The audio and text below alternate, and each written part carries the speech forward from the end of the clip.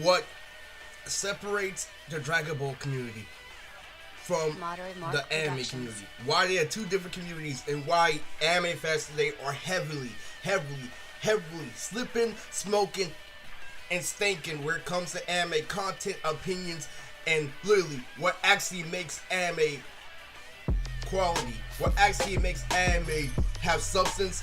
No other anime has more substance than Dragon Ball Z, so get that shit out the way right away. This is the response to a Nerf Pito video I made. I made a video a couple months ago saying what Hunter x Hunter did for the cringe generation. So what happened is, after Dragon Ball Z went off the air, we have this thing called Naruto, where it kind of forced you to analyze the situation, where it doesn't just have epic shit after epic shit popping over and over again.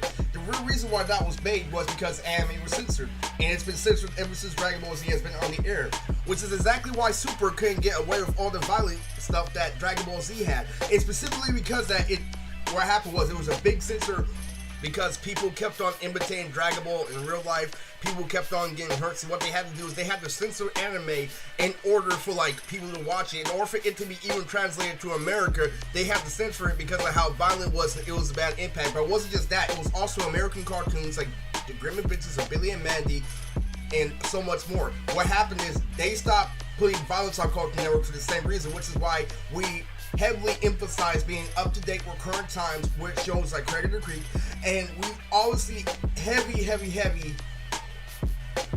or very fragile where it comes to messages and when it comes to how we portray them. We always portray them in a certain way in order just to catch the kids' attention, just to give them enough. And we really express this nowadays too. This is why we have anime like Dr. Stone and Fire Force. It can't be as violent as it used to be because of that reason. We had to censor anime because of it. So this is literally why we have animes like My Hero Academia, which really effed up the anime community as a whole. No other anime has effed up more than My Hero Academia, because it gave anime fans a feeling to be entitled to where it doesn't matter how entertaining it is how heavily rated. They keep on saying that My Hero Academia is better written than Dragon Ball Z, therefore it doesn't matter if Dragon Ball Z was literally acclaimed the best anime of all time. They keep on saying that animes like Naruto and One Piece have better writing than Dragon Ball, that Dragon Ball is laser writing, that Goku is just a retard. This is how they get shit effed up in the anime community. They literally make every excuse in the book. Goku's a horrible father and this and that when he died for his son twice. And that's where anime fans get it twisted. It is so cringy nowadays that we understand why the demographic got censored, but that doesn't mean that you can't be street smart at all when it comes to understanding the situation. The whole principle of why Goku let Gohan beat Cell is because he understands that people are different, first off, and second of all, it's the same reason why my character in my manga, Kido, can beat certain characters, but he can't beat Morihiro based off literally first time experience. And you don't understand that about fighting. You don't understand the element of surprise. You don't understand Goku has been fighting for a long time, and people keep on saying that Goku's a meathead, and so that how does he have these elaborate strategies in order to infuse Kaioken with Super Saiyan Blue, huh? And when I say shit like that, they think that literally this One Piece, this hockey, and all these complex systems is really that complex. Let me tell you something. Do you know why One Piece wasn't successful in America? It's the exact opposite why Dragon Ball Z was nothing but successful in America. You don't know why Akira Toriyama was so successful. I know literally the science of how he became successful is because he did just base it off Japan. First of all, it doesn't matter about that Journey to Rest, because what he did was he took it from multiple sources of media. Akira Toriyama was inspired by Star Wars. He was also inspired by Terminator. He was inspired by Western culture, which is why Dragon Ball succeeded in the West when One Piece failed horribly, tremendously. We can't keep on saying that Akira Toriyama didn't have an American influence, and we can't keep on making this so Japanese to a point where we get cringy, because it's okay, because Dragon Ball and anime as a whole was always infused with pop culture, but it wasn't front facing. I'll put it like this. Anime fans can't literally take the principles that Naruto had to get censored for and think they're hard. These anime trolls today literally take advantage of the fact that anime has to be censored, and then they think they're as hard as Dragon Ball fans. This is why they're two separate communities, because they bitch over shit like, oh, Naruto has too much filler and shit like that, and Naruto isn't canon. You know why it has so much filler? It's because of the economy. Kishimoto needed that money, and plus, they always censor what goes down the mainstream media. You don't know how being a mangaka works. It's just like being a mainstream rapper. You think a rapper means what he needs to say in every single song? No, they censor what a rapper can say. A rapper can say whatever he wants in a song, even though it may be beneficial for your ear specifically. He can't say everything he wants to do in a song. A rapper has to be censored too. It doesn't matter if he's using cuss words. That's where Chris comes from. So you think just because he's using cuss words, he can be using way more complex rhyme schemes. He can talk about way more real subjects, way more going into detail about how the hood is actually like, instead of advertising it on TV to make you understand his present stereotype. You don't understand that some rappers like Eminem actually state why they can't say whatever they want, and it's heavily entwined to the mangaka. The mangaka always have to sugarcoat shit in order for you to understand it in real life. You don't think that the mangaka are grown men and that's how they have to portray it. You don't understand that this shit is written by an adult and anime fans getting fucked up to the fullest. You don't understand there's a life lesson behind Dragon Ball in every freaking episode, every nook and cranny, and I can just state one off the top. Krillin 18. Doesn't matter how short you are, you can pull any girl you want. I can atone to that.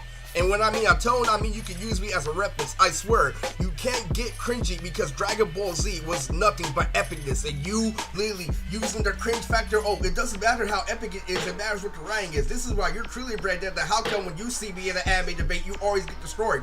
I've been destroying Nerd on Discord server after Discord server, trying to say that One Piece is better because it has more sales and manga runs. I'm like, dude, it doesn't matter. That was Peter's problem. If you don't know who Peter is, go back to season 1, because he kept on saying that Fist or North Star was better than Dragon Ball. This is why none of his animes were successful in America. You have to understand, America is the main resources of all countries. It's the strongest fucking country. You keep on focusing on what doesn't matter because it keeps you content. And that's the problem with the anime. You have to understand, you staying in your own little cringe world is the same as you think you can do Kamehameha. You think because you are actually getting political that you're actually like criticizing how the series is advancing, how the universe is advancing. So you're saying that your petty ass One Piece talk about Lily, about the land of Wano, and how it's getting closer to Raphael, and how we're getting closer to the treasure of One Piece, where Dragon Ball Super already surpassed it with the Tournament of Power and all the multiverse. Talk about fucking world building. Get the fuck out. Get the fuck out. Akira Toriyama sleeps better than fucking Oda. You don't understand. Akira Toriyama is a better writer in his sleep. You don't understand that Dragon Ball is twice as complex as Naruto and all those, is twice as complex as all those other anime by second nature. And we praise this anime where it's not able to provide us as nearly as much content. You don't know the in and outs of it. I'm tired of these people literally saying shit like this. Oh, Dragon Ball is better than Dragon Ball Z because they have a better story. And then you can even go to Geekdom 101 and say, oh, well, Geekdom will agree with me. And literally, I'm like, do you think that Geekdom will agree with you in real life? Or do you think he's saying that just to get his paycheck? That's where life comes down to, buddy. Don't get me wrong, he finds it interesting, but literally, you don't understand. That's also a gang member technique. You use a reverse psychology like that is made to put somebody in their own little world of fantasy. But when you try to show a girl Dragon Ball versus Dragon Ball Z, what she gonna like more? Or, let me show you. One Piece or Dragon Ball Z, what do you think the girl's gonna like more? I'm sorry. And you guys say girls are stupid, girls are snobbish, when it's actually really quality content. We're punching down 24/7. We're not gonna get away with always presenting shit like Naruto. Naruto had to be censored. You know why I say this? It's because nothing is more toxic than the My Hero Academia community.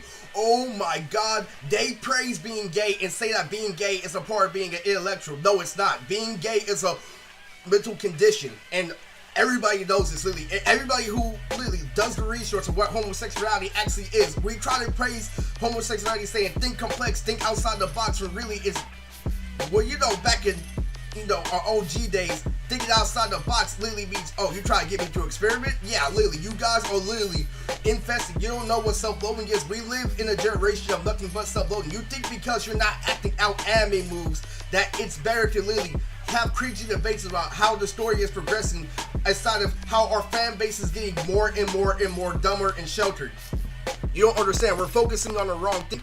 What they did was they made kids obsessed with literally the world of shit like that, where if you actually look into the world of Akira Toriyama, not only did it inspire One Piece, the reason why it inspired One Piece is because Dragon Ball will always be 10 times more complex. Because what you're failing to realize is it's presented like a kid's cartoon, but it's twice as complex as One Piece because of the main factor that what he's referencing is also not only based on historic references, but literally he goes into scientific references in every single character he makes. Do you know that literally he goes into the material that the Saiyans are made out of and this and that? Like literally, like how hard their skin is, literally, what defines their power level? You don't understand why the anime community is so fucking hateful and shit, because they keep on talking about Naruto fillers and One Piece and how it feels like filler. Then why do you shit on Dragon Ball? Why do you say that Dragon Ball is shitty writing when literally it's nothing but pure entertainment? Even Dragon Ball fillers, even every single slice of life episode of Dragon Ball Z, literally, is better than your average Naruto filler. I'm sorry. What you're failing to realize is you're not thinking about the inside of literally what fucking the writer is actually saying. Do you understand that a nerd can easily say, oh, Oda has taken his sweet time? No, duh, this shit has been lasting over 15 years. And that's what makes this generation of nerds crazy. Do you know what they say about Akira Toriyama? Literally, this and that. Do you know that Akira Toriyama isn't trying when he makes Dragon Ball Z? Did you know that Akira Toriyama is actually known for comedy? That's how you know not to judge a book by its cover. So you thinking that Akira Toriyama is a shitty writer because really how simple he makes Goku, but how complex he makes the universe? That's what you're not getting about Dragon Ball Z. And literally, Luffy is dumb and he stays dumb throughout the entire universe. I don't see Luffy ever being able to make an instant transmission Kamehameha. There's just no fucking way. And you focus on fucking strategy and shit. Literally, that shit was way more creative than when Naruto turned himself into a Rasen Shuriken. Get the fuck out. Get the fuck out. You guys don't know what the fuck Dragon Ball actually is because you just think it's a cartoon or a whole bunch of flashy shit, but you don't actually live life. Dragon Ball is an anime where you live life and then watch it again because it's timeless. You don't understand that. You don't understand. We praise Lily, like Naruto and this and that, even though they have a shitload of unnecessary filler, even though they have a shitload of whack content, even though every damn near episode One Piece feels like filler. What about Dragon Ball Z? Are there any fillers in Dragon Ball Z? Lily, there are characters that they sleep on like Tintin and Naruto. What she is a ninja tool user who can summon literally a barrage of ninja tours that are knives and kunai literally out of the sky and shit. And what happened is she squared up against a wing user. So what was the whole point of her having all those weapons where literally she was up against her opposite? And what happened is Kishimoto specifically, I don't know if he specifically wrote this, but each and every filler that Tintin was in, she had outstanding performances. Like she fought a guy who could summon lightning. And nerds don't get this, and they say that she's a shitty character, that literally, that she has no aspect to her, where literally if she were to square up with some of the other female members of the show, she would have literally obliterated them. She was up against her exact opposite. Then she had a bad rep for the rest of her show, but her power is OP as shit. And that is where nerds get messed up. Now, Dragon Ball is completely freaking different. Literally, Dragon Ball community, there's no such thing as filler. There is, but there's not. We praise filler in the Dragon Ball community. Literally, we praise non-canon in the Dragon Ball community. We love Tapion. We love Turles. We love Bojack. We love Blood Sug. And the anime community does nothing but bitch about what's canon and non-canon. That is what makes the Dragon Ball community and the anime community different. You guys literally forget that every single anime you praise and that you criticize Dragon Ball Z for is a descendant of Dragon Ball Z. And that's why Akira is a better writer than the reason why manga sold is because there are different principles in manga and anime, which is why Dragon Ball literally succeeded in the West. The formula you get from ignoring the epicness of Dragon Ball Z is the same reason why you wondering why the girl is not taking the nerd who's doing everything to help his career versus the guy who's active playing sports. You don't get that, do you? You don't understand that freaking Dragon Ball will always be more complex if you look into it. One Piece is more complex up front, but you don't understand. That's the whole reason why Akira Toriyama is the GOAT, and you don't understand that. You think that Lily is just a cartoon where there are too many people who are influenced by Dragon Ball Z, and that's the reason why I'll tell you, I'll put it like this. I grew up with gang members that were Lily on my street, like Lily. They weren't bad people like Lily. They greeted people like they were normal. They didn't start shit with me. And you guys have the stereotype that literally they punk everybody and that each and every gang member just finds their first kid in the street and asks for their fucking lunch money and shit. No, they're really cool people. Like literally, they greeted me like I was a normal person. They didn't force me into gang activity. They didn't say, oh, hey, try this. Literally, they didn't do this and that. They greeted me like I was a normal person. And guess what? They love Dragon Ball Z. I grew up with gang members of Dragon Ball Z, but if you try to show them some shit like Naruto, I'm like, when are they gonna get to the action? I'm sorry, but that's literally the society, how the society was built. That's why you can't succeed outside with that mindset, buddy. You can't succeed with that mindset. Now, literally, if you take martial arts and shit like that, you maybe be able to appreciate Dragon Ball Z a little bit more, just like me. Do you understand that? You think that Dragon Ball Z is a whole bunch of repetitive still frames where it's actually a very technical choreographic fight each and every time. But they present it that way in order to fool you. The positions of each and every still frame of Dragon Ball Z is why it was supremely technical and why it has better choreography than any other anime to this day. And you guys don't understand that because you think it's like that. It's presented like that because Dragon Ball is wacky. Dragon Ball is actually made for kids, but it's very, very epic. And you have to understand that somebody who was known for comedy made the best action anime of all time. So you have to understand that. This is all information I got from being a hardcore fan of Geek 101. I've been subscribed to him ever since he first blew up in 2015, and I have still been subscribed to him to this day. I have literally basically been homeless and still listening to Geekdom 101. He's a very inspirational figure for me.